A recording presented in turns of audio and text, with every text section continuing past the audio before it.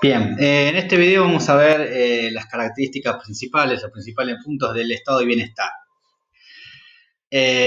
Bien, lo primero que tenemos que hacer siempre es todos los temas referidos a historia o a las ciencias sociales, ubicarlo en tiempo y espacio, ¿no? Y al estado de bienestar lo vamos a ubicar en Europa, en principio, luego de la Segunda Guerra Mundial. Eh, Obviamente en un contexto de la población diezmada, de crisis económica, y de ciudades destruidas, obviamente, ¿no? Todo como todas consecuencias de la guerra. Si bien la situación de los países difería un poco, prácticamente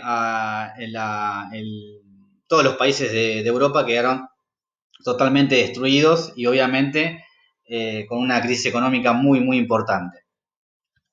Ahora bien, durante los 30 años posteriores a la Segunda Guerra Mundial, el capitalismo occidental, como dice acá, atravesó una nueva etapa caracterizada por la presencia del estado de bienestar. ¿Qué significa esto? Un estado interventor en la economía. El Estado va a empezar a tener un peso más importante en la economía. ¿Con qué objetivo? Elevar el nivel de vida de la población e incrementar la demanda interna. Bien, o sea, el Estado interviniendo en la economía.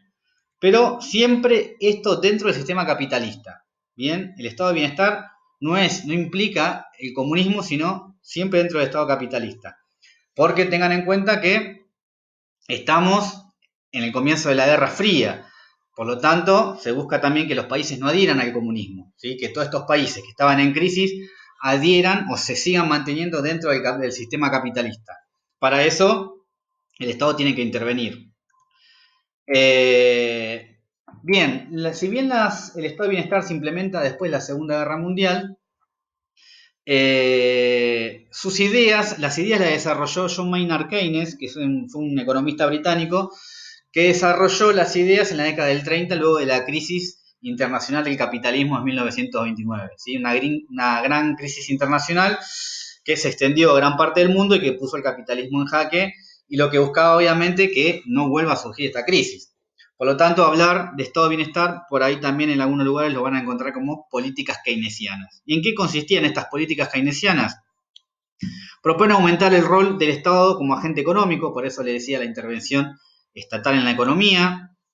Busca generar empleo y evitar crisis económicas, ¿sí? Evitar que surja otra vez una crisis del sistema capitalista, por lo tanto, establece que tienen que estar preparados los estados para poder atender a esa población en una situación de crisis económica y el acceso masivo a distintos bienes de consumo. La principal herramienta del estado de bienestar es el estímulo de la demanda masiva. ¿Esto cómo se hace? O sea, ¿cómo se hace para que la población empiece a demandar masivamente? Créditos a largo plazo, la construcción de viviendas, la protección de la industria nacional.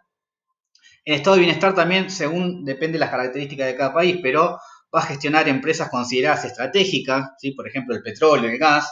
En algunos casos se van a estatizar, en otros casos se van a crear empresas estatales. El impulso va a impulsar las grandes obras, sea el caso de carreteras, diferentes tipos de obras a gran escala, planes de vivienda, ¿sí? Todo eso lo que hace es generar mucha mano de obra y esa mano de obra lo que va a hacer después es consumir, ¿sí? Que es lo que busca el estado de bienestar.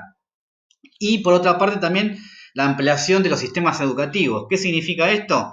El acceso de sectores populares a sistemas educativos terciarios universitarios, hecho que, o cuestión que no sucedía antes de estas políticas, ¿no? A partir de esto, los sectores populares van a empezar a acceder mayormente a los sistemas universitarios. Y por otro lado, lo que se genera lo que se denomina sociedad de masas, ¿no?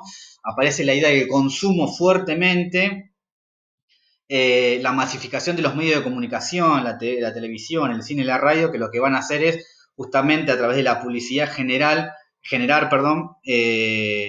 esta idea en la sociedad, ¿no? La idea de consumir constantemente y obviamente a través del cine, la radio también y la televisión, la difusión del estilo de vida norteamericano, ¿no? Que es el más próspero, digamos, más allá que después simplemente se empezó a implementar en otros países también. Pero bueno, estas son las principales características del estado de bienestar.